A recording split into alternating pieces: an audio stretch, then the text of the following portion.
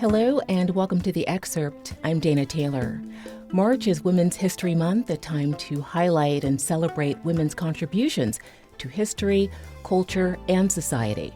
The National Women's History Alliance has designated this year's theme as Women Who Advocate for Equity, Diversity, and Inclusion. Former Irish President Mary Robinson, current chair of the Elders, has been at the forefront of the fight for gender equality, especially when it comes to the climate crisis. Today, she joins the Excerpt to talk about why women need to lead the next phase of the climate justice movement to ensure a livable world in the future. Thanks for joining us, Mary. Not at all, Tina. Nice to be here. You've said having more women in politics is crucial to the fight against climate change. Why is that? Because we do need different perspectives. We need the importance of diversity in decision-making. And frankly, if you look around our world today, which is pretty male-dominated, look at the series of crises we have and look how poorly we're dealing with the existential threats which the Elders have identified. The climate and nature crisis, the nuclear weapons crisis, and even the pandemic crisis. We didn't learn from COVID. And, it's because we don't have that balance of practical problem-solving action that women bring to the table. How are women in leadership roles changing the way the climate justice battle is being waged? The experience of women exercising power has been that they tend to think more about those they serve. They tend to be more practical. They tend to be better on health, better on education. During COVID, women-led countries managed better because they listened to the science, the medical science. They took the decisions, tough decisions, when they needed to be taken.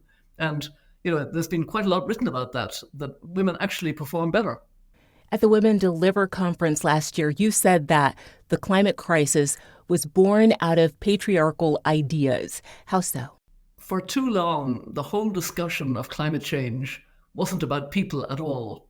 It was about science, which allowed a lot of disinformation and muddying the science. And we should have been more focused on who was causing the problem of heating the planet, global warming as we call it, and who was being most affected. I must admit that I was late enough coming to this myself. When I was President of Ireland from 1990 to 1997, I spoke about the environment, but I didn't mention climate change because it wasn't affecting Ireland. And then I became UN High Commissioner for Human Rights in 1997, and I did learn about the dangers of climate change, but another part of the UN was dealing with it, and I didn't see its relevance to my portfolio of human rights, gender equality, rights of people with disabilities, rights of Indigenous peoples. I admit I missed it. It was when I started a small NGO organization called Realizing Rights, working in African countries, and I was honorary president of Oxfam International, and my eyes were opened in 2003, 2004. The reality was already affecting women in particular in African countries that I was encountering. And they were even saying, is God punishing us? What's happening? The rainy seasons aren't coming. The drought goes on forever. We've had flooding, but we never had it. All of these shocks were affecting them. So the injustice of climate change is something I've really understood, which is why I believe a women-led movement now of climate justice is extremely important. So how can men who are involved in this fight best support the women leading it? What do you recommend here? Well, I think, more and more men do describe themselves as feminists. And I'm glad they do, because the feminist values are very important to our world. They are values of non-hierarchical, every voice should be heard, listening, respectfully understanding that people have different views and should be afforded the opportunity to express those views. And, this is all really important in resolving the key problems that we have in our world today. You're part of a new collective called the Planetary Guardians that was formed last year. What's the mission here, and what does your role look like? Well, actually, I spent 2 hours from 6 a.m. to 8 a.m. this morning with all my fellow Planetary Guardians. It's a wonderful group, and we're trying to prioritize the planetary health. There are 9 planetary boundaries, so it goes much beyond The climate change we talk about rather narrowly. It talks about nature, it talks about fresh water, it talks about all the things we put up into the air that are affecting us. And one of the boundaries we've been successful in, and that is the ozone layer.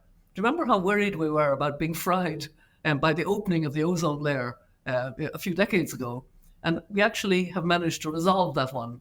But for the other 9, we are beginning to be in a danger zone in 6 of them.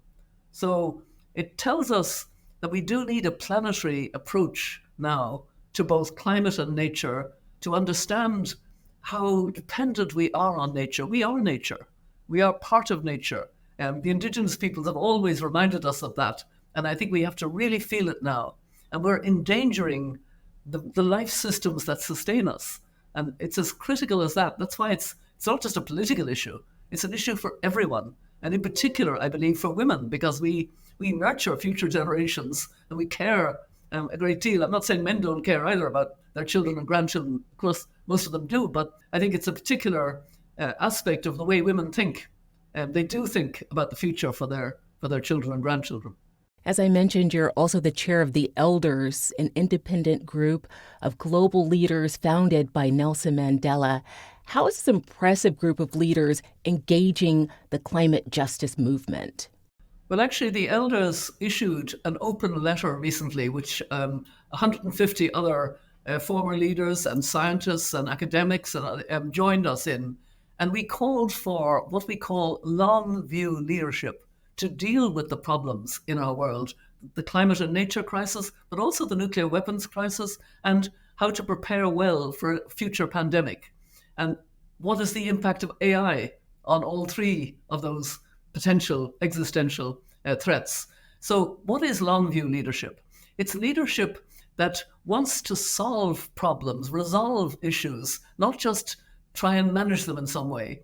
It's also leadership that's true to the science and the evidence, based on the right data, very much seeing the reality and not short-term populism. And thirdly, it has the humility to listen to different voices, particularly the voices of those most affected. For many years now, you've spoken about how the climate crisis is disproportionately affecting women. You've touched on this, but I wonder if you can walk us through more of that. It's absolutely unquestionable that women are more affected. They have different social roles in society. Take, for example, in developing countries, a lot of the agriculture is by women. 70% in Africa of the farming is by women, but they don't own the land, most of them. They don't get agricultural training. They don't get grants. There are so many barriers. And then there are barriers to getting credit, in so many different ways. And then very, very little of the climate finance. I think it's something like 0.2% goes to women who are working on the ground to make their communities resilient. This should be a very large focus, because the way women are working in communities is very often networking with other women and having mini credit, doing all kinds of things to face the climate shocks, which they've been having now for decades and that are getting worse. And they're building resilience because they know their communities, and yet they're not getting the support. Somehow we always want mega projects and big things to try to support, some of which can be quite damaging. Even clean energy, if it's done the wrong way, if it's a mega dam or a mega solar project that doesn't give that takes land from indigenous peoples and doesn't provide any power to them, which happened in Kenya, for example. These are the problems that can be faced. Okay, I'd like to pivot to some solutions now. You've said that we're on the cusp of a clean energy world. Mary, where are you drawing your optimism? Well, I'm very passionate about this, and I really believe it. We are on the cusp of a renewable energy, healthier, fairer, safer world. A wonderful world for developing countries, because everybody will have access to electricity. The 600 million in Africa that never switched the switch, or the 900 million women who cook on dirty cooking, all of that should be dealt with very rapidly as part of this world that we're moving towards. And we are moving. We're moving more rapidly, but not nearly fast enough for the science. And of course, climate justice is always true to the science. And What we have to do is switch the money.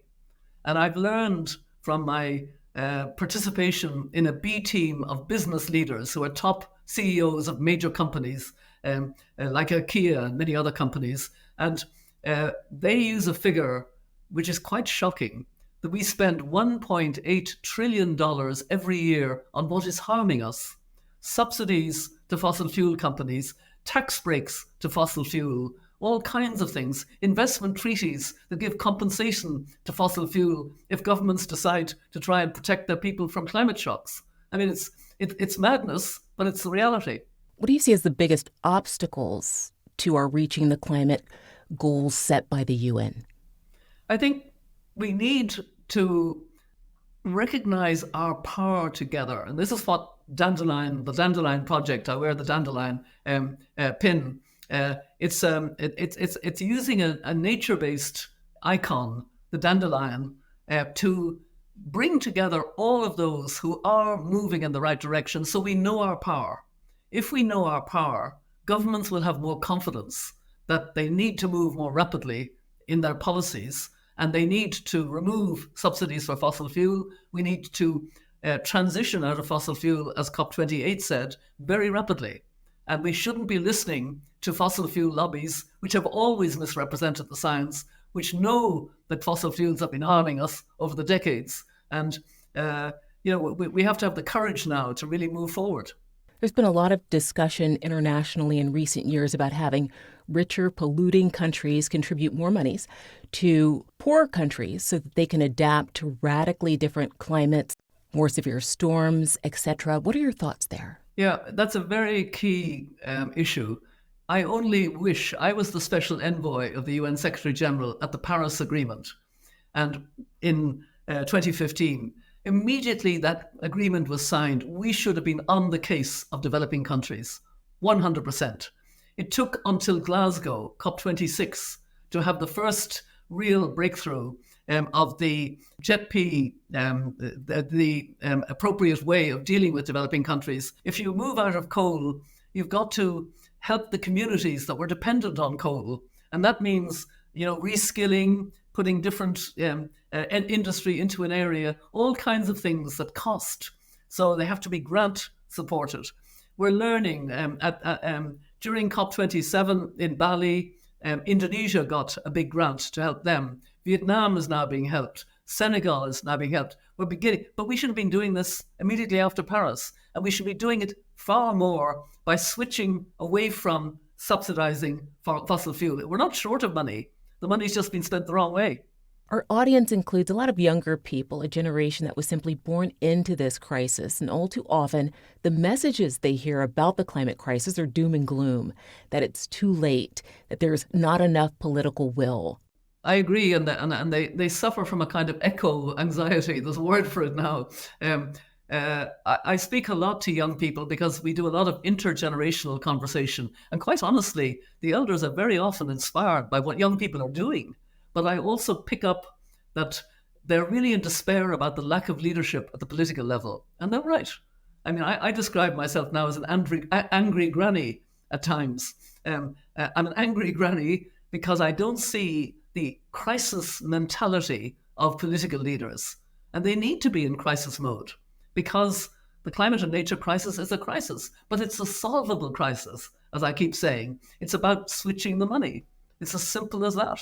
But actually, if we switch the money, we can change so rapidly. And young people should be and are increasingly demanding that we secure their future, which they're perfectly right about. Thank you for a wonderful conversation and for being on the Excerpt, Mary. Thank you. It's been a pleasure. Thanks for watching. I'm Dana Taylor. I'll see you next time.